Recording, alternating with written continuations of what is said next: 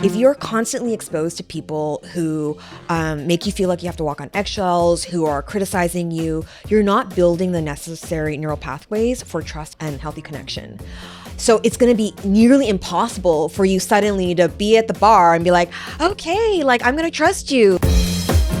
You're listening to Sex with Emily. I'm Dr. Emily, and I'm here to help you prioritize your pleasure and liberate the conversation around sex. In today's episode, you're going to hear from a powerful woman changing the game in how we do relationships. From breakups to proper dating and long-lasting love, Amy Chan is the founder of Renew Breakup Bootcamp and the author of Breakup Bootcamp, The Science of Rewiring Your Heart. And she's just an overall fun human. I love talking to her. And as you'll hear in today's podcast, we get into how to measure your chemistry compass, why it's important to date that short person even if they aren't your type, and my personal favorite, how to spot the green flags in relationship. And check out my new articles, How to Come on the Face, you guys are loving that one, and 7 solo sex positions. Those are all up on sexwithemily.com. All right, everyone, enjoy this episode.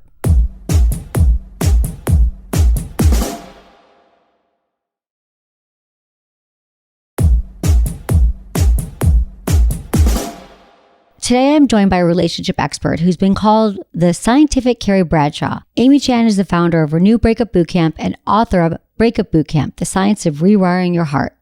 Come on, where was this book when I was going through all my alpha breakups? I want to know. I wish I had it. This is a very different kind of relationship book. It not only helps you face breakups of any kind, but also uses your own patterns to help you truly rewire your brain for happiness. She's just one of those authentic people who uses her own heartache to empower others and helps us all get through it. And then come out on the other side with genuine happiness. Plus, it's all backed by science. She also has a dating boot camp, which she'll get into, and I just can't wait to talk to her. Amy Chan, you are talking about this dating boot camp, which makes so much sense. So many of us are just not great daters. Yeah, so a lot of people come to me saying, I'm ready for a relationship, I want to start a family.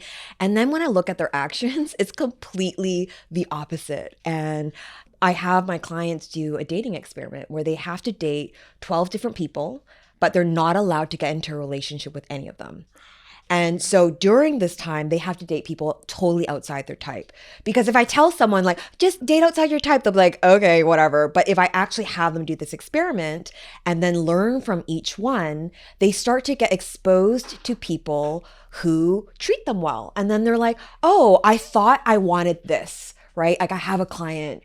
She is an entrepreneur and she's like, I can only date entrepreneurs because I'm an entrepreneur. And she did this dating experiment. And along the way, she met a guy who had a 9-to-5 job. And, you know, he's going to have a pension in a couple of years and totally not her type. And she was freaking out about it. And I was like, you're in the experiment, just keep going. And she's been with him for 3 years now. Totally outside her type, exactly what she needed, but not what she thought she wanted. Okay, so how do we know then? How do you get people to realize it, what their type is, to recognize it and then go the other way? I have them look at the last 3 relationships, and it might even just be a situationship, right? 3 last romantic connections, and then write down the 5 main emotions that came up for each one. And then you go and you circle what were the emotions that are continuing. And there's usually a thread because it's the emotional experience that repeats. Okay. The package might look different. So a lot of people are like, I don't have a type. This person was this tall. This person did this job. But, oh, I felt anxiety because I was chasing them. And that's a common thread throughout all of them. Wow. So what are some of those common types that come up? I have a lot of women that complain that they're unavailable, they're all Peter Pans, they're man children, no one wants to commit. Mm-hmm. And then we dial it back, like one of my clients who was like, you know, like I get ghosted and like the guys in LA, they're just all like this. And then I'm like, okay, what's your height requirement in your dating app? They're like 6'2". And I'm like, okay, so you're ready to settle down as long as he's 6'2" with a chiseled jawline and blue eyes. Right. And then I'm like, okay, so part of your experiment is you need to date someone shorter than you. And she literally fell off her chair. She's like, Amy, please, no, I can't. Like, no, anything but that. Then what happens? And then they do it. And then they might not be like, oh my God, I'm in love with this person. But again, because with the experiment, you're not supposed to get into a relationship with them. So it takes the pressure off of, I need to meet my soulmate. And they just are able to be present, right? Like there's no pressure here. And what eventually happens is most of the time, my clients don't make it through because around the 8-person mark, they end up with someone and they're like, I am with someone I would have never given a chance to. And I love that you take the pressure off them, because when we are dating, many people go into dates thinking like, is this the one? Like I can imagine us having children, or we're analyzing. And it's like to take that off and to say, no, when you're just going to be present, you're going to see how you feel with them. Do you actually like this person? Really, it takes the pressure off to just kind of really be present and really pay attention to who you are and what you like. I look at dating through a dating funnel, right? My background is marketing, and top funnel is lead generation. It's just prospecting. And then the next stage is discovery, dates 1 to 2. And your strategy for that stage is going to be very different than like the bottom of the funnel. And I say this controversial thing where your first date, you just want to see, am I having fun? Do I want to see this person again? Don't look at like, are you going to be my future baby daddy? Like, do you have the type of job that I like? Don't look at any of that stuff because it makes you not present. It also makes you look almost like in a way, objectify them because they're no longer human. You're just looking to see if they fit this plan and fantasy you have in your mind and the timeline. And if they plug in and you get that kind of like job interview energy, which is just not sexy. I know. And getting people to realize that that's what they're doing. I mean, that really is probably what the majority of people do, right? Yeah. I never dated that way personally, but I think that most people, when you're at a certain point, you're like, this person's going to complete me in all of these ways. It's not just like, maybe we'll have something in common, or maybe I'll make a new friend. But that you sort of help people reverse engineer that and look at it a little bit differently and say, it's just an experience with somebody. You get to, see if there's a connection and learn what that feels like. But I find more so now, people are so heavily guarded. And I think that, look, it's great that we're all talking about boundaries, amazing. But we've gotten to a point where instead of boundaries, we are building walls. And we are not trusting people, and it's showing in the data. People are veering more avoidantly attached. We don't trust the media. We don't trust the government. We don't trust our neighbor. We don't trust romantic partners. And so we've gone too much to the extreme where we are not taking the risk of vulnerability and opening up. And how are you going to spark connection when you're like, I don't know, are you a narcissist? Are you a psychologist? Like, are you a psychopath? Are you going to do something bad to me? Like, it's hard. But you take this attachment style quiz, you take the love languages. Before we go on a date, I need you to check all these boxes. Yeah. I'm going to analyze. Are you wasting my time? Right, exactly. And I know I used to do this when I was in New York. I would not want to kind of find out how much money they make, but so what area do you live in? Like Tribeca? Okay. I'm leaning in, right? And so, but by doing that, I'm judging them. Do you fit in this box of what I think I want? And that makes you out of the present. So then is it really that we shouldn't figure out what we want? How do we figure out the right things that we want? I think that you want to be clear in your values, and your values act as your compass, not just in romantic relationships, but in friendships, to the opportunities that you take. And when you're really clear with that and you start to look at how am I living in integrity with these values, and I have my clients rate themselves on these values that they want in another person. I'll have people oh yeah, honesty. I want honesty. And I'm like, okay, what do you rate yourself? 10 out of 10. I'm like, but you won't talk to your mom about this really big thing, but you're honest at work, but you're not honest here. It doesn't work that way. Integrity isn't a part-time thing when it's convenient. So why don't you start taking accountability, take some action to increase your score of honesty, and then maybe when you get that up higher, you'll call that in with someone else. Exactly. Becoming the person that you want to find, right? Yeah. Really, that's what this is about how we sort of your work is about how we use our breakups and the pain that comes with it to really become a greater version of ourselves, to work out ourselves in all of these areas. So I want to go back to breakups now. When I was going through your Breakup Bootcamp and your book and looking at your videos, it really took me back to something I hadn't thought about in a long time. And that was my first breakup. And it was so devastating.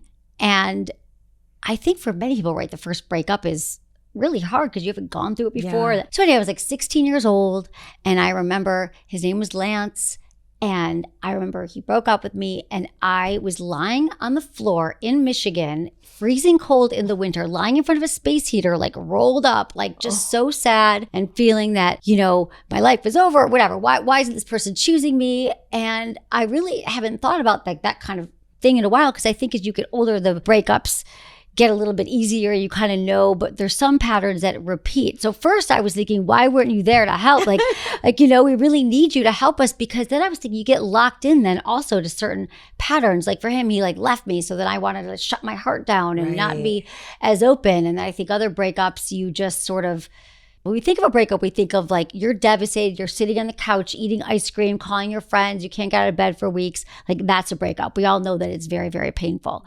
But let's talk about your version of that and like what we should do. Like, is there time to cry on the couch and to be sad? And, what do we do? Yeah. So I think the very first thing is when we can have a healthy relationship with our emotions, that's a game changer in life, because feeling sad over a breakup and feeling like there's been a death that's happened, that's not bad. And I think sometimes, especially because I work with a lot of overachievers, it's like the pain is bad. How am I going to get out of this? How shameful that I'm feeling this. But we have to be able to feel all of them in order to process it. And if you don't process that pain, that's what turns into baggage. And it just stays with you. And then there's the next breakup, and then there's a little bit more added to your baggage, and you just keep bringing it to relationship. And then we start to blame ourselves. And we're like, I can't find anyone to date. Why do I keep getting the same, unavailable person? And we can then be like, oh, there's something wrong with me. Mm-hmm. And it's not. It's that there's been layers of stuff that hasn't been dealt with. And so I think number one is process the emotions. It's okay to feel. And then there's like different stages, right? So depending on what stage you're in, I think it requires a different strategy. In the very beginning, you're in shock and in denial. And what you need to do is talk about it as much as you can with people you trust, journal it, let it out, release. And then a little bit later on is when you can start looking at the lessons. But I would never tell someone in the very beginning to start analyzing their patterns. You're talking about how like we get the breakup, we call our friends, we have ice cream. And I think something that happens that I notice a lot is we get together with our friends who love us, and then it becomes this bashing of the ex. And it's like eating junk food. In that moment, it feels great, but it actually does a lot of harm. And so when I'm helping people, if you are still blaming your ex, vilifying your ex, analyzing your ex, hoping for your ex to change, you're still in a relationship with your ex. And sometimes we hold on to the pain because it's the last part of the relationship we have left, but we're not aware that we're doing it. Mm-hmm. So these hate fest rabbit holes that we get into can be really destructive and just keep you more attached. Yeah. Amy Chan, how did you go from like having like this terrible breakup to building essentially a breakup bootcamp empire? How does that happen? So when I went through this breakup, it was like a Band-Aid ripped off, and all the stuff I never dealt with, starting from like the stuff with my dad, like everything came to the surface, but I didn't know. I didn't have the tools. I didn't have the understanding. So I just blamed it all on my ex. And I had crazy revenge fantasies that might have included buying bed bugs, like crazy stuff. And so when I finally healed from that, and it took a while, I asked myself, like, what happens to people who don't have the books, don't have friends that will support them, don't have couches to stay on? Like, what happens to them? Because I was so close to doing something so destructive. And I realized I had to create what didn't exist for me, which was a safe place out in nature that you can go, where there's experts specifically helping you with the type of pain and grief that comes from breakup. So as much as breakups feel so horrible and we want it to end, I love breakups because it is a period of time where there's a shakeup where you can redirect your life. Mm-hmm. And you might not know because you're in the tornado. What happens as human beings, we love complacency. We love our baseline. And even if that baseline is anxiety or chaos or someone that we have no feelings for and we're apathetic, we're unlikely to choose uncertainty and risk because it's too uncomfortable. So a breakup yanks you out of that, and you have a window period of time where you can get off of this treadmill that you've been on and make some serious changes. So I'm excited for people when I work with them at Breakup Bootcamp, because we want to look at what is the pattern that has been playing out, the emotional experience, and is it one of a repetition compulsion where you're reenacting a scene from your childhood in an attempt to change its ending in a subconscious way? Yeah. I mean, really, that's exactly, it's not necessarily about that person, right? We always think you break up with someone and we're so angry at them and they've done all these things. But once we can look at ourselves, we realize it's really, it's not really about them. It's always about us, right? Yeah. It's our own stuff that we have to go into and peel back the layers. Like, this is how I got love from my parents. And this is, what it meant about my self-esteem and all these things. So really getting into ourselves so we can go, heal and date a healthier way in the future. Yeah, for sure. Exactly. It's never just about the ex. There's recycled pain. Can you talk about this recycled pain? Yeah. Because so much of this is like, I'm always saying, this is the work that we do. It's like everything's from childhood. I'm like, no, it really is. Even if your parents, you think they're perfect, it's just about being a parent, having a caregiver. You're going to be learning something from each other, and you're going to have these patterns that might no longer serve you. So I think everybody, it's so important to do that work. But how would you even explain that, the recycled pain that we're carrying? I don't want us to go and be like, it's your mom's fault, you have an anxious attachment style. That's not the point, right? We want to understand the root of these behaviors that are no longer serving us, because we adapt. And as children, when we don't have tools, it might have been really helpful to dive into work and, not deal with emotions and be the person who's very useful and helpful in fixing things. And then we don't realize that those same habits that helped us when we were a child is wreaking havoc in our relationships in our 30s. So I think to start is to look at, what is the history telling you? What is the emotional experience that keeps repeating? And how are you currently accountable for that? It doesn't mean that the person who cheated on you, it doesn't need to take accountability. It doesn't mean you have to forgive anyone. I'm just saying, at what parts do you have control over? And one for me was unavailability, right? I always was like, unavailable guys, like in New York, it sucks. In LA, it sucks. And then when I looked at my own behavior, I was like, how convenient is it for me to chase these guys that clearly are not that into me by the actions and inactions, but I can then say, oh yeah, you're the one who's unavailable, and not confront that I was unavailable and I was acting in a way that made me always have that same conclusion. Had the same realization. I kept saying, they're not available, they're not here. Like, it's just, it's them, kind of blaming everyone else. And then I realized, oh shit, I'm not emotionally available too. I had to do that work and realize, like, what does it actually mean? So would you say that most people, what would be an exercise for people to realize right now? Because there are those people who go through breakups, and maybe this is part of it, who aren't ready to look at themselves for a while. They're like, they just want to stay in the, he's an asshole or she did this terrible thing. And I know I have friends and people on the show who've carried on this hate and this disdain and blame for their partners for years. And I'm like waiting. I'm like, come on, we got to look at your part. There's two of us in every relationship, and we bring that into the relationship. But it can be so hard just to get in there and start to look, because it's the stuff we've been avoiding our whole life. Yeah. Right? Yeah. So it kind of sounds like with your work, you're like, might even be the first stop for them, just saying like, okay, enough. I am done repeating it. Let's do the work. Yeah. Right? And like I interview anyone who wants to come to the boot camp, because there are some people who aren't ready. And that life force energy, which is like, I don't want this to repeat again, and I'm going to look inside. I don't have the tools. I don't know how I'm going to get out of it. That I cannot teach. And so when someone is like, it's all their fault and blah, blah, blah, when they are so attached to being a victim, even though they might have had terrible things happen, and there is no opening to look outside of that perspective, I cannot help them. Is there anything that you've been able to say to these people to get them out of it? Or do you think it's a timing thing? Like, eventually they're going to get to the place where they can see their part? It's tough, right? Like, all I can do is ask questions that can cause them to look inside. And if they want to, they can. And if they can't, I think also as a former codependent, I'm also learning that it's not my job to take someone out of their emotional experience or to fix it. And sometimes that journey is that they need to spend 3 years blaming their ex and holding on to that pain because that gives them a sense of connection. That's their journey. Even though it makes me uncomfortable. It's true. We're not responsible for anyone. We have to all get to it on our own.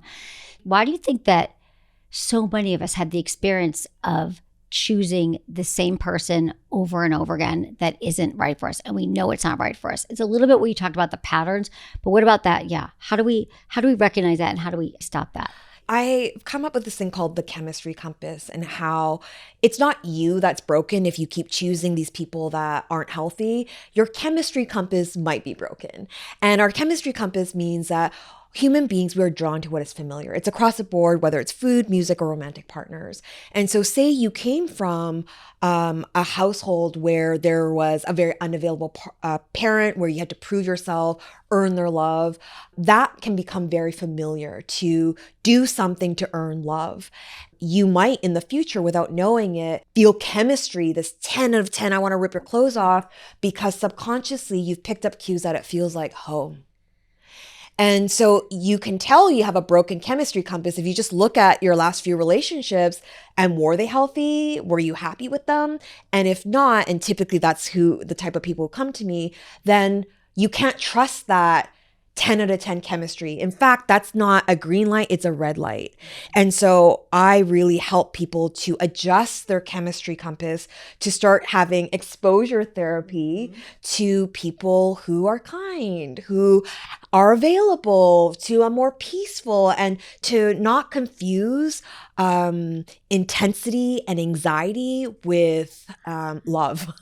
Love bombing, someone's all over you, you're the one. Like that doesn't necessarily mean that that's love. I mean, truly, it really is, I guess, hard to get people about to kind of try to look at this. But to say to someone, I know you've great chemistry and you're feeling these fireworks, but that's actually what we're trying to like rewire. So that is the exposure therapy. And they're going out with new people and they're realizing like, I actually can feel connection and actually attraction. Can you talk, what about like attraction?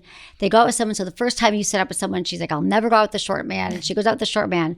And then maybe she goes a few times and then she might find like attraction starts to grow. What do you think about that? When it starts to grow, and how much time do we give someone? Some people want to give up on the first date. Yeah. Like I wasn't into it. I look at it on a scale of 0 to 10, 10 being like, I want to rip their clothes off at first sight, 0 being disgust. We don't bounce back from disgust. No. So if you feel a 5 or above, you go again.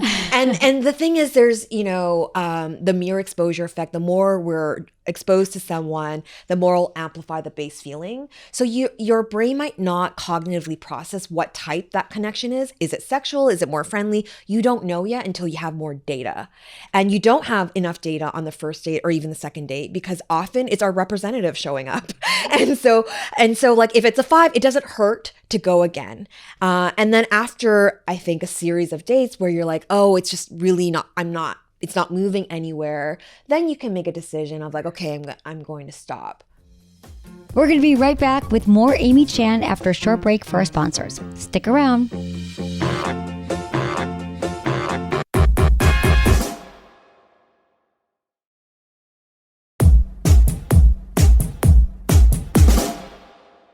Well, how do you help people with the green flags? People love talking about red flags, but are there certain character traits or anything across the board that you like are like, this is what you want to be looking for to know that you are actually with somebody who makes you feel good in your body, who's healthy? Yeah. It feels calm. You don't have an activated nervous system. And that was the one thing that was a major realization with me when I met my partner. My now partner, in the beginning, I didn't know. I went in with that whole, I'm just going to have fun and that's it. I'm not going to size him up to see if he's going to be my future husband. I'm just going to be present. And I remember after our first date, I didn't feel the need to announce it to everyone. Like, oh my God, like I've met the one 28 times, by the way. And it just felt calm. And I didn't doubt, like he messaged back. He asked me out to go again. Like there was this flow and ease to things. And I think at that point, I had done enough work because I'd done the dating experiment on myself. And I stopped confusing that someone who's showing up as boring or too nice or a doormat. And I'm like, oh, actually, this is familiar now. This is the way I want to be treated. You have to retrain your nervous system to find other things Yeah. calming and appealing. So what about the men? Like, what would you say are some of their patterns that they're breaking? A lot of the times with the men, the research supports this, and also what I've seen is there's more of a tendency after a breakup to distract and avoid. And it's not because of a biological thing, it's a socialization thing. So I see often they will jump right back into the apps. They'll, date people, get into a relationship right away. A lot of times they'll also date the opposite of whoever they were with. And then it eventually catches up and it either blows up or they have regret. And again, they're carrying that baggage. So it's wonderful when I see men show up at the breakup boot camp. But that's one of the things is not doing that because it's uncomfortable and allowing yourself to sit. Yeah, I was thinking like breakup boot camp is like Vegas. Like for guys, like I'm going to go there and I'm going to break up and sleep with everyone I know. That's what, or meet new people and sleep with them. But it is interesting because what we're saying is that for breakups, what you're saying is that we have to eventually feel it. Mm-hmm. Like I think that we think that it takes time to, heal all wounds and heal our emotions, but it really doesn't. We have to go in and feel it. So maybe with some people, they're avoiding it by going out and sleeping around. And for some people, they're actually stepping in and like doing this kind of work. So God, it saves so much time if we just start processing it, right? We have enough information after even a few times going on dates, even like realizing like, what do I actually like? What makes me feel good? Because what I love is like you're helping people sort of turn it back on them. Like, how do you want to be a better person? How do you want to show up in the world? Like people are just thinking, I have a broken heart. I want to get out of it so I can jump into another relationship. Right. And I think that you're filling in this gap, this place where they need to stop in the middle and just say like, okay, what can I, how can I become the best version of myself before I do this again? Yeah. And I think like just even assessing like what in this last relationship, what do I want to take away as I want more of? And what do I not? We need to sometimes go through these experiences to figure out what we don't want, to then figure out what we do want. And that's a pathway I took, like a lot of like, oh, I don't want that. I don't want that. And then I was like, okay, this is actually how I want to feel. And I think the focus changes on like, are they like this? Are they this tall? To like, if I'm an anxious wreck of a person after a date, it doesn't matter how good they are on paper or how hot they are.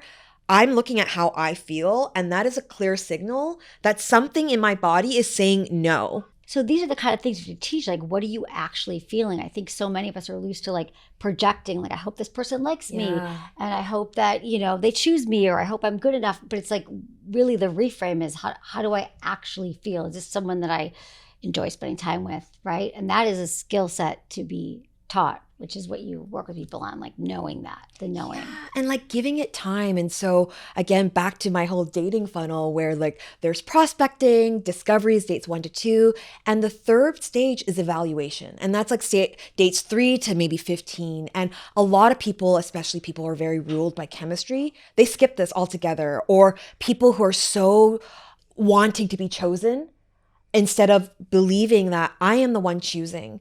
And so they skip the whole evaluation part, the part where you get to know someone through time. Like, are they who they say they are? Are they treating the wait staff well? Like all these little things that are data points so that you can make an informed decision. Right. Like take the time. So what is that? Like, can you talk about the different stages? Yeah. Okay. Yeah. So top funnel is prospecting. Yeah. Okay. Just lead generation. Okay. I always say you want 3 sources of lead generation. So if you're only doing apps, then one other way is do meetup groups on common interests. The third might be get friends to set you up.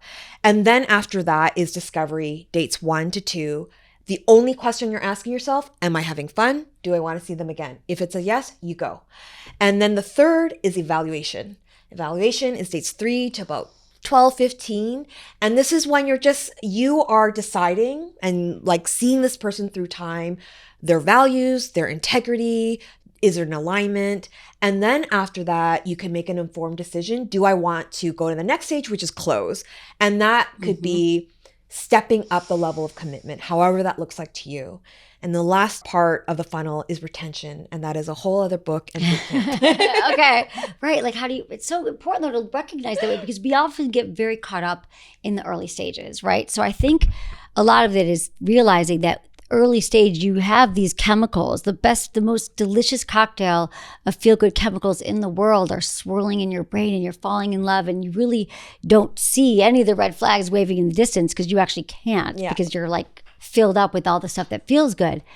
But just like any drug that, comes up, you got to come back down again. And I feel like with a lot of your work, you're kind of dealing with this for a lot of people, helping them realize that all the different stages of attraction and arousal, and that people are thinking like most of people's dating are predicated on those early time when it isn't even real. So it's like, what do we do? How do we show? Like, I almost want to like a PSA that's like, this is not real. Like, this is fun. You're good at gathering information, but not all the information. Yeah. So what do you think about that stage? How do you explain that and make it so people realize like, it's a good, we need it, it's important, but then we have to look at what comes next. Yeah.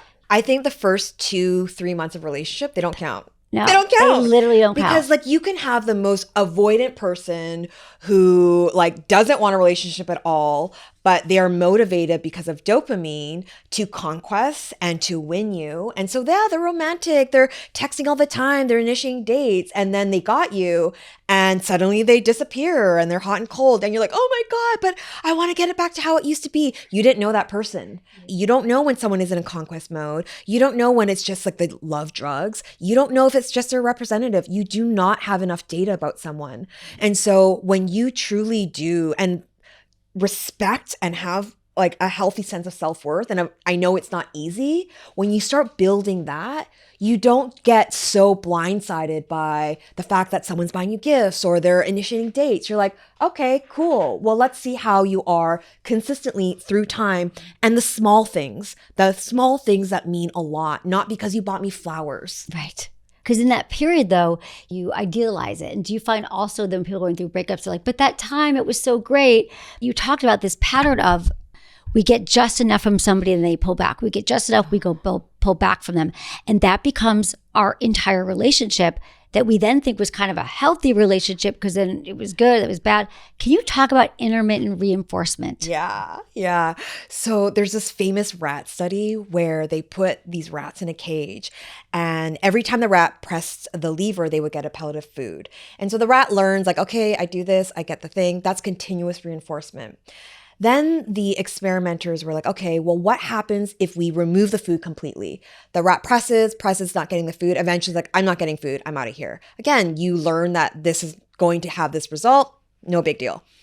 Then the researchers were like, let's like mess around here. How about sometimes when the rat presses the lever, we'll give some food. Sometimes we won't. It'll be completely at random.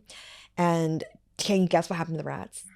They were crazy. These rats died. Oh, yeah, those rats died because they were going after the food. Right. They're like, where's the freaking pellets? Maniacally pressing. They stopped drinking water. They just stopped like everything. They just kept pressing. And, whether it's that gambler at the slot machine or whether that's you like waiting if this person's going to check your IG story because they didn't reply to your text message, it's the same thing. When you don't know when the reward is going to come, when it's spontaneous and unpredictable, it causes you to feel this sense of addiction.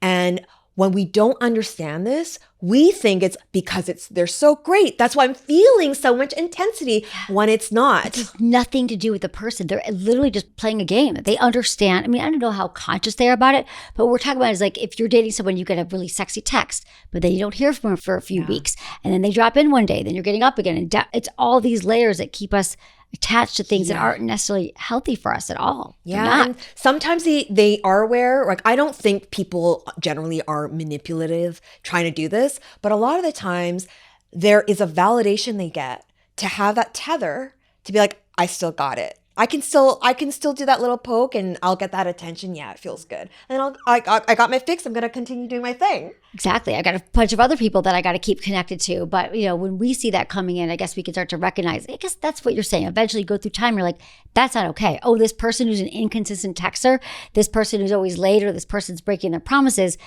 Hopefully we only go through that, once or twice in our life with people. And then we start to make better choices and choose healthier partners. Yeah. And again, it's like, instead of focusing so much on them, focus on, oh, I'm feeling anxiety. Every time I have an interaction with this person, I spiral. I don't want to feel that way. So therefore, I'm going to use those cues about myself to either have a conversation and communicate like an adult, be like, hey, what's up? Or I'm going to step out of the cycle of hot and cold. So then it's really helping people realize that like you can, rebuild again. So when you're doing your boot camps and you're working with clients, or that you having them, they're identifying the patterns. I love the idea of writing down your exes that you dated and then circling literally the common denominators, the things that were, and then being like, okay, did this serve me? It didn't serve me. And then do you help them write a new directive of what they're looking for or values? Yeah. And how to actually embody those and feel those? Yeah. So we do an exercise where they identify their top values. And again, they rate themselves first so that they can work on their own. And that is really what they're looking for in the evaluation stage when they are dating different people, to see if there is an alignment of values. And another thing we have them do is to write their non-negotiables list, because we know that when the love cocktail starts happening, we forget and we rationalize. And so when you have these are the actual no's. You can come back to this list. You can have an accountability buddy that can see it as well. And when someone crosses it, you don't rationalize it away. What are the no's that you're like, no, that has to be a no? And they're like, yeah, I think one of the big ones is availability. So someone who's not available. And that could mean someone who's living in a different continent, right? Like, it's not that the person is a bad person, but you want a committed relationship in your city. And so stop dating someone who lives, a totally different time zone than you, right? Yeah. I kept thinking about people who date married people, I'm like, that's the perfect example of it. They're like, oh, they just keep finding you. Like, they're not finding you, but you are attracted to that adrenaline. Is it going to happen? Is it not going to happen? Right. Okay. Yeah. So that's what availability. What are some other common ones that we missed, but that are really important? Someone who is, I think, mutually invested. And that is really, you can tell, like, if you are the one who's constantly, okay, I'll change my plans to make it happen. I'll meet you in your town in the city. Like, when that's happening and you notice that there's just a major imbalance, that's a non-negotiable. And someone is not mutually invested. They will only be with you if it's convenient for you. For them, it's not a relationship that's going anywhere. I mean, it's so funny, just like friendships. Like, you don't date people who make you feel bad in friendships, who are like, they're not reliable, they don't show up. It's just like everything. It's really just a way to understand, people and understand yourself and what you really won't put up with. So you've got your non-negotiables. Yeah. And then knowing what a difference between a non-negotiable and a preference is. Because a preference is 6'2". A preference is that they like skiing like you do. And the research shows that none of that stuff matters when it comes to a long-term happy relationship. It doesn't matter that you guys like golfing together. It doesn't matter. It doesn't matter. So that stuff that we think matters doesn't matter.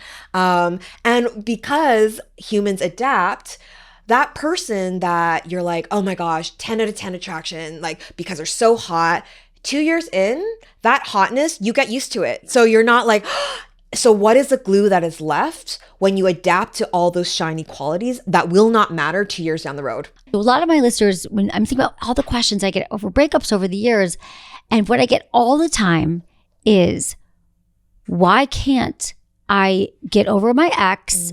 And I always think about them like during sex. They're probably the best I ever had. And I feel like a lot of times we're just like, we don't think we'll ever find that again. So what do you do with that? And how do you get people to reconnect with themselves sexually and realize it wasn't about their partner per se? Yeah, we bring in a sex therapist to help specifically with this, because so often we think that the reason why we felt this hot chemistry or we felt so sensual is because of them. But they tapped into something and helped us connect something that was already within us, which is great news, because we can cultivate that and then cultivate that thing and have it with other people. So we are the source of it, not Joe or Lance, right? That's it. Like, it is not about that person. It is not about that person at all, right? It's about how they made us feel. What a gift. And I can find that with other people, right? Yeah. And I mean, this is a journey I'm on as well. Like, I spent most of my life performing. Like, I was like, oh, this is what a sexy Asian girl does. Like, And that's what I did for a very long time. What does a sexy Asian girl do? I'm submissive, I'm cute, and I'm sweet, and I'll cook you eggs afterwards. Like, that's what I was doing. Really? That's where you started? How did you get out of that? That's amazing. I mean, you grew up with that. Like, that's grew what up you with do? that, and guys would eventually be like, break up with me or not want to keep hanging out with me, and they would say like, I don't know, like something just felt off. And they didn't know, but what they sensed was I was not myself. I was just performing, trying to be what I thought that they wanted. And so it has been a journey for me. I've only started learning about sex. That's why I started listening to your podcast, is I have had to rewire these narratives and like learn how to tap into my sexuality and into my body, and not just like makes my orgasm someone else's responsibility. Like, that's a new concept for me. It is a new concept. That's such a big awakening. Many people don't really get there, that you realize like, you were like, they're not emotionally available. But really, they were seeing that you weren't emotionally available because you were in this performance. You really weren't, because you didn't even know it. So that's when your wake up call, that's so interesting. And then you're like, okay, so who am I? Without a man, without anybody, like, who am I, right, Amy? Yeah. And so that's when you're like, started doing these practices, right? And I'm healing through these boot camps, right? Still, like, I bring in all these experts, and it's through like having a sex therapist there, or having a tantra person there, and I'm like taking notes. I'm like, okay, I gotta practice this. Like, I go, okay, I'm in charge of my own orgasm. Okay, I'm gonna do sensual energy. I'm gonna look in the mirror while putting oil on my body. Like, exactly, we're responsible for our own orgasm, but we don't tell women that. I think so many women fall into the performative trap, whether it's in dating or the way we have sex or the way we relate. Same thing. I started faking orgasms for like the first many years I was having sex. I was like, that does not seem like equitable. No, they're always having a good time. I am not. What do we do? And then to take back those layers is such a process and a journey. And I love what you're saying. You're never done learning, right? No, you're always on the path. How did you start dating again? Yeah. So, I mean, I think really it's been being in a healthy partnership where I started changing some of these things, because I never felt safe with people.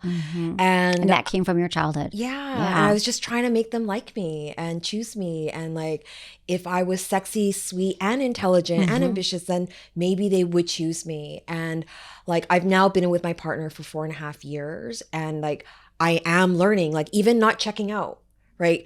I'm going to actually like focus on the sensations in my body. Like, that's a new during thing sex, for you me. mean? Okay, let's get into that. So so you learned to like just not leave your body and be like the perfect girlfriend. You were like, what am I feeling right now? Can you talk about your first experience with that? Yeah, because I would notice during sex, my mind would go somewhere else.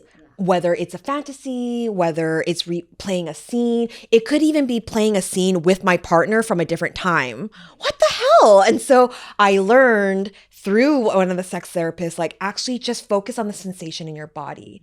And doing that has really, really helped me.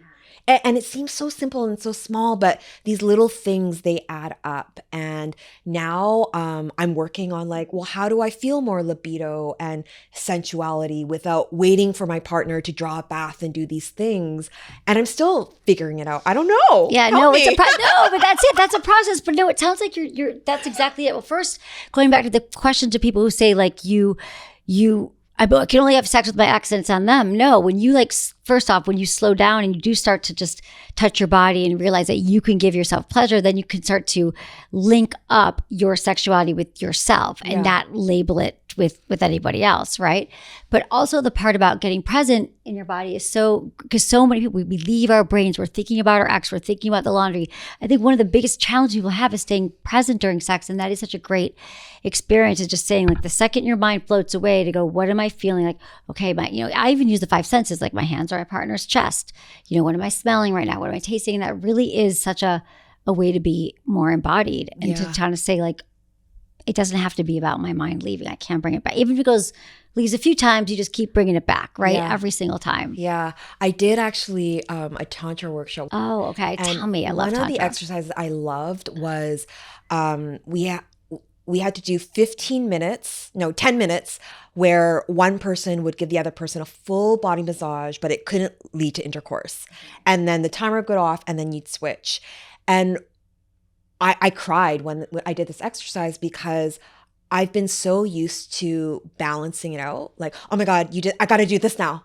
like so concerned with the experience of my partner that to just receive was a very vulnerable thing for me. Receiving is really big when it comes to sex. It's so, especially if you're a giver, which a lot of us are, to think that this person actually wants to be pleasing me and touching my body, and you just got to breathe through it. And then, it's amazing that you've been doing, all this work and you're teaching it to all the people that come, right? Because that's the thing about dating. Like, we make it seem like we're just on a one track to find that person. We waste so much time. Like, basically, you're helping people be more efficient. Like, you're just cutting the bullshit. Like, you could save decades. Yeah. Like, literally decades of patterning, but just knowing, like, I can choose different people. I can make different choices. I can feel differently. Yeah. This isn't necessarily, my lot in life. And I think sometimes too, like, they're kind of a gift, the breakups, because you look at like, what are the lessons here? I mean, there's lessons in everything, true, but in every kind of ending, that's really, I always say you're never going to regret leaving a relationship, a home, or a job. I almost feel like those are time to leave. It was ready to leave. And there's so much to learn in those places, but especially in relationships. I find that a lot with people who are trying to date. And I know it's hard to date in this landscape. Like, the research is showing it. It's harder than ever right now. And I think we can think that it's because we are flawed. But in my experience working with people who are single, most people are usually just a few blind spots away from shifting their path. And you need to know where it is that you stand, right? So, for example, there's all this stuff about red flags and there's narcissists out there. Like, you need to know, like, are you too much on the spectrum of you don't trust anyone, so everything's closed? Or are you too far on the spectrum where you have zero standards and you're just going to take anything that comes because you're almost like a hungry person at a grocery store? So you need to know where you are. And then from there, you can see, okay, how can I push my edge a little bit to get more balanced? But the same advice isn't going to work for everyone. Right. You're finding more and more people are avoided. They don't even have the skill set to socialize, right, these days, because we're so isolated, but just feeling like, there's so much fear around it now. But you're right. When you're fear and vulnerability, they just, they can't live in the same space. Yeah. But if we don't feel safe, so then how do you work with people to start, because really it's not trusting others, is not trusting ourselves, right? Mm-hmm. So we have to start to trust ourselves first. So the very first step is actually going to surprise you. It is actually getting very clear on who what I call your trusted circle is, because the people you're surrounded with, they are wiring your brain. So if you are exposed to people, and this isn't even people you like, it could be your boss or the person you carpool with. If you're constantly exposed to people who make you feel like you have to walk on eggshells, who are criticizing you, you're not building the necessary neural pathways for trust and healthy connection. So it's going to be nearly impossible for you suddenly to be at the bar and be like, okay, like, I'm going to trust you. Like, you have to work on building up those neural pathways. So who's in your trusted circle now?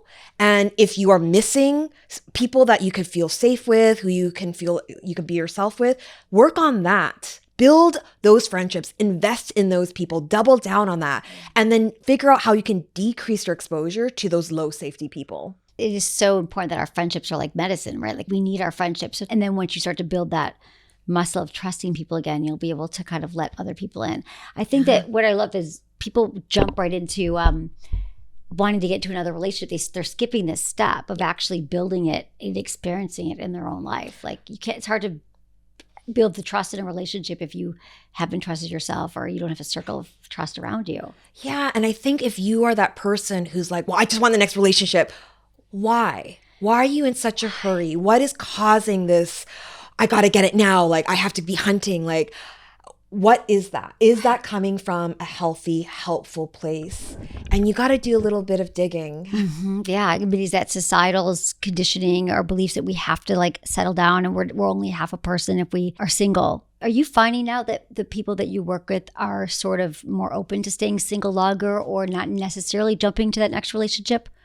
Or an alternative kind of style? I'm finding that people are doing alternative styles because that is what they think they can get. I just talked to this couples therapist. We were at a conference together, and she said 60% of her clients, 35 and under, are now in an open relationship. Are you finding that as well? Or are you thinking that people are just sort of falling into that because it kind of is just sort of serving maybe they're avoidant tendencies and they haven't really learned how to love yet? Or do you think this is something that we should be welcoming and exploring? So I think that there's definitely a more open mind of different types of relationship styles. And I think that's great. What I have an issue with is I have a lot of clients who are in situationships or they want a committed partnership and the other person doesn't. So they will just deal with it because that's the only way that they'll have access to this person. And I think that you're lying to yourself. So I think you have to be really honest. Do you really want this? Or are you only doing it because you think that's all you can get?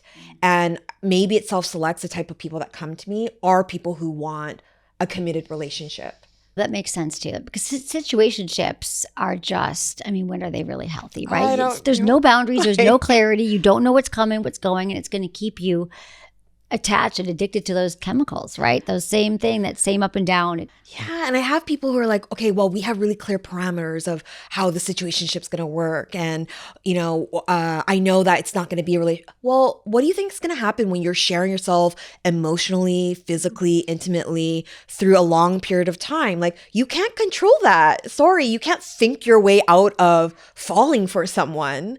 And usually it's one person that ends up really hurt. Always. I try to tell people that, but sometimes they just have to go through it. So what are the other things that you work with people with on their sexual relationships too, right? You have your boot camp and you have different practitioners help people like with, somatic sensing, and we have a dominatrix that comes. She teaches the psychology of power dynamics because that's definitely a big theme of the people who come, feeling very disempowered in their relationships, even though they're powerful badasses in their jobs.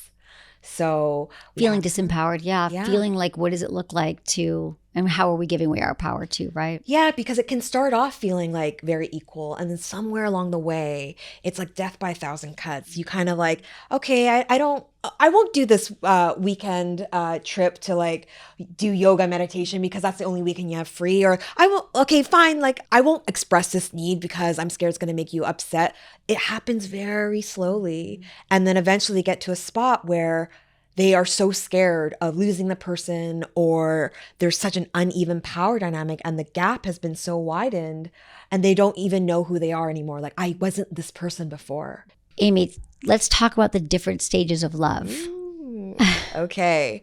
So a lot of people don't know this and then they make a big mistake and they dump their partner 2 years in. So learn this.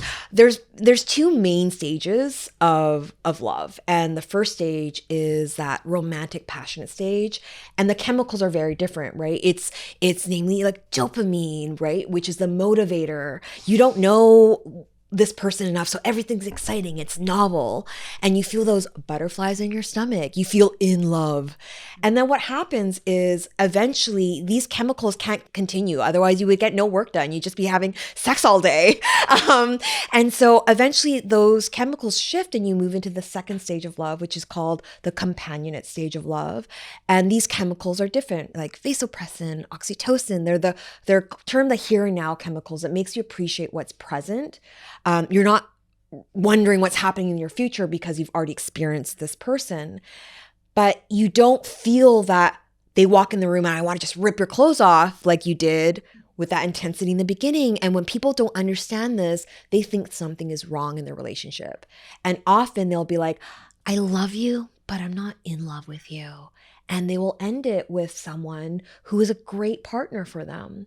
And so what's happening is Mother Nature is just not going to do the job for you anymore. Sorry, you got to do the work to cultivate intimacy, add novelty, continue growing together, add romance and sparks into your life versus just waiting for the dopamine to hit you and like a lightning bolt. If we just explain to people that it's literally your chemistry, it's really literally your physiology. Don't get married at this stage. Don't have a baby. Don't move in together. Like it's a good time, but it's really not, meant. And when it ends, it doesn't mean that it's over. Like that's exactly what I did. I left so many relationships in my 20s because I was like, well, we're done here. I don't want to have sex with you anymore. I'm done. We're bored. This is not good. I will never be in a relationship where sex gets boring. I'm out. Right. Yeah, I did that for a long time. And that's probably what I started Sex with Emily because I was like, what is wrong with me that I want to leave? I'm like, oh, it takes work. I heard it takes work, but what is the work? And now you realize that like you could really make almost any relationship work with somebody who has a growth mindset around growth and relationships and stuff like that. Yeah, and that might sound unromantic, but it's so reality. Like the reality is, if it is a long-term relationship that you are looking for, most of that time is going to be spent in the companionate stage let's of talk love. about, okay, so the companion stage, you're there, and that's when you bond, you love, that's when it really it's hard. You go through your first fights. Yeah. You learn who people each other are, and then you can make decisions from there. But the problem is so many people are just going back to that. That's all they remember is the early stage. It's like everyone's addicted to that's why some people have affairs, because like, I want to have that again. Yeah. But so that's something you have to make, you have to make peace with, that you might not have that again if you decide to stay with the same person, but then you create other things that are just as beautiful and meaningful. Yeah, and I think also there could be a fear around the deepening of intimacy and vulnerability that happens in the companionate stage of love. Someone sees you sees you through your food poisoning, like the farts at night, like all of you, and that could be really scary. And so we could rationalize and be like, oh, I'm not in love with you, and then hop to the next person, when really it's a way of not letting someone in too close. And I almost think like, should we, instead of, maybe we optimize for a best friend that we want to make out with, because that's really like where we're going to spend majority of our time. I've had so much time. I've thought about that a lot, because it really does matter. Because at the end of the day, you are not having sex all the time and wanting to rip each other's clothes off. That is not reality at all. That is the complete exception, and it's not the rule. Right. And to normalize that it's in every relationship. In my relationship, you got to work on your sex life. Just because I know what to do to get myself there doesn't mean that I always want sex all the time. No one will after a while. So yeah, it's somebody you want to hang out with a lot, because you will be hanging out a lot. And what's real for them. Question I have for you. You said that sometimes people who are good at dating are not necessarily good at relationships. Yeah. I know a lot of people, and some of my own friends, who are great at the romantic gestures and making you feel like you're the most important person in the world. But when it comes to relationship, which does require work and emotional skill and growth and moving through the uncomfortable parts, and instead of saying, see ya, I'm just going to go to the thing that feels fun, I'm like, I'm going to sit with these uncomfortable emotions. I'm going to do the work. I'm going to listen to this podcast, Sex with Emily, with my partner so we can get better. Like, those are the hard things. And that is a different set of skill than the Casanova that can like sweep you off your feet for the first 3 weeks. Exactly. That's what we were told, though. Cinderella, all the stories. We're still rewiring everything that we've had to learn in the past and realize that now. I think that we need to stop trying to appeal to the masses. I used to be like, okay, I need to be a feminine girl, so I have to do these things. And now I'm like, this is me. I mean, you can call it masculine because I'm so ambitious in my work and I'll make decisions and I'll take charge of a situation, and maybe I'm controlling sometimes. Or maybe that's just me and I love it. And if you don't like it, that's okay. And like, I've had clients where they've tried to hide part of themselves because they thought that it wasn't feminine enough or masculine enough. And one of my clients, she was always told her personality was too big and she was too intense. And so she would try to like do these like gymnastics and contort herself to be something she wasn't, without any success, until she accepted how she was. And she's now, she's done the dating experiment. She's with an engineer who's very quiet, who loves the fact that she's loud and she comes into the room and takes up the spotlight. He loves the very thing that other guys would fault her for. And if she appealed to the masses, she would have never attracted this guy. Yeah, I understand that. Okay, I've got a few questions here from listeners I thought you could help me answer, Amy. This is from Christine. She's 25 in Ohio. Hey, Dr. Emily, I've been sexting my ex for a year. I'm fine with our situation as is, but if he wanted to get back together, I'd say yes in a heartbeat. How do I protect myself from future heartbreak and keep it purely sexual? Oh, it's going to be tricky. Okay. She's sexting with her ex. So this is this attachment to, and I'd love to hear your thoughts, that you're keeping yourself in the past. You're really attached to something that happened, before, and she's really not moving forward and learning. And now she's kind of convincing herself that she'd say yes because it could just be sexual, when right now she's already attached and embroiled in it still. What would you have to say? Christine, right? Yeah, Christine. Christine, I know that there is like something you're getting from this, but the reality is you are in a relationship with your ex and he is not in a relationship with you. Yes. And the longer you keep this going and you can rationalize in your mind that it's just sex and it's just that, you just have to know that your heart is closed for business for any other opportunity. There's no opportunity cost. There is opportunity cost for what you're doing. Exactly. Like and also, you're staying with one person. You're not allowing anyone else to come in, right? Yeah. Shut down. Yeah, we got to move on. We got to move on lovingly. Christine, we keep us posted.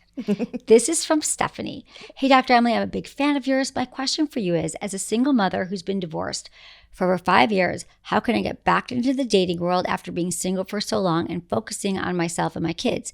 Any starter tips or suggestions are greatly appreciated. Thank you so much. I love this because she's like, this is just so common. People have been out of the game and they want to get back in the game. And, how do they do it? How do they feel in their body? How do they know what to look for? Yeah. What do we do? First, I think you have to start putting yourself out there. And I think starting an online dating profile, as much as it's scary, maybe your first step is just to set it up and you don't have to even swipe on anyone, but just do that first step. And then another thing you could do, I really encourage people to do meetup groups on an activity you already like. So maybe it's hiking. There's thousands of these types of groups. And so you're not going to miss out on anything because you're doing something that you like, but you will meet like-minded people. Maybe there'll be a friend, or maybe it'll be a best friend you want to make out with. You don't know. Exactly. They all lead to each other. Friends you might meet someone you're attracted to through a friend. Thanks, Stephanie. Okay, so now, Amy, I'm going to ask you the 5 quickie questions we ask all of our guests. Okay. Just quick questions here. Okay. What's your biggest turn on? French kissing. What's your biggest turn off? Ooh, shit. Jackhammering. Yes. Oh my God, can I say that? Yes, you can. I'm going to shake your hand on that one. No jackhammering. What makes good sex? Eye contact, just being aligned, spiritually, physically, emotionally. Yes. Something you would tell your younger self about sex and relationships. Stop performing. Remember that you are the one choosing, not waiting to be chosen. Number one thing you wish everyone knew about sex. That it could be such a beautiful portal for intimacy with yourself and with another person. Amy, where can everyone find you? Ooh, so my book is called Breakup Bootcamp, and I'm running both breakup bootcamps and my dating bootcamp. So you just go to renewbootcamps.com and on Instagram, Miss Amy Chan. Thank you so much for being here. This was so fun. So fun. Thank you.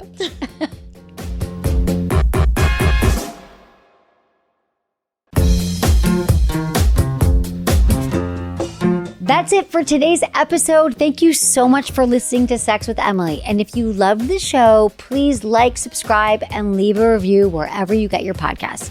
And hey, share this with a friend or a partner. It might just spark something. It usually does. You can find me on Instagram, TikTok, YouTube, Facebook, and X. It's all at Sex with Emily. Oh, and I've been told I give really good email. So sign up at sexwithemily.com for free guides and articles and more ways to prioritize your pleasure.